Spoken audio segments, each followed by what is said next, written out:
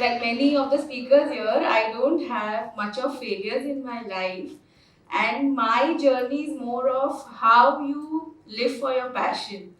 Um, Nothing for society as such, but for yourself, for your passion.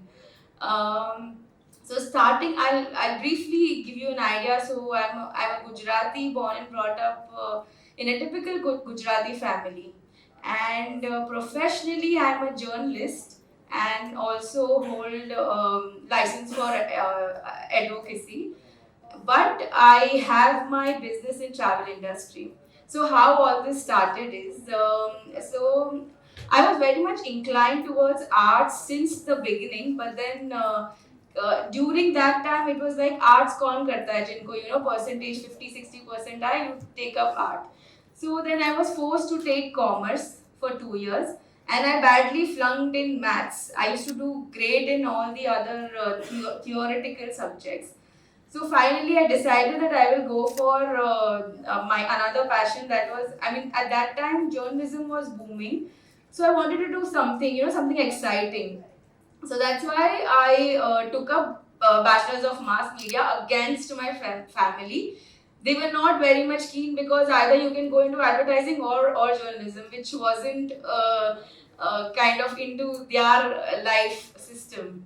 But I still pursued, and I within 2 years I started my first job as a content reporter. So that was like a part-time job, and I was doing my studies also. And I had that one thing which I've actually learned from my father, that you should always be self-sufficient. Even whatever I was able to earn, I used to spend on myself and try not to ask for any pocket money also. So that always it was like a driving force for me to keep working and also pursuing your passion. So I started with content writing and then gradually climb up the ladder with various newspapers, magazines, reporting, editing, and finally at a point of time, after 10 years of journalism, there was nothing to climb up. It was I could move only left and right in terms of I was already an editor at a magazine. So I decided, along with this my journalism journey, I used to travel a lot. Actually, this runs in my family. So we travel a lot, be it individual, with family, with friends. And so I had almost traveled to 30-35 countries till then. And the way I travel is I don't just go to a city, do din spend kiya, come back. No, so I would like to know about the city, about the local food. So that is how I used to travel, and I used to blog that because I was already a writer. So I had a blog named Unplugged Moments, and that is how I thought, now it's time, let's start something of my own, and something which travel was my actual passion. So where I can live my life as rightly a lot of people said that you should not stop living your life no matter what. So I used to feel alive when I used to travel. So I said, okay, let's try doing this. So I overnight quit my job. It wasn't so easy because those monthly salary messages used to come, and then suddenly it stopped.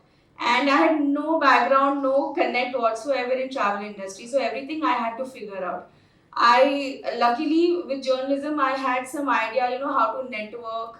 So I started doing that in the travel industry, and that's how I started building the background for my company.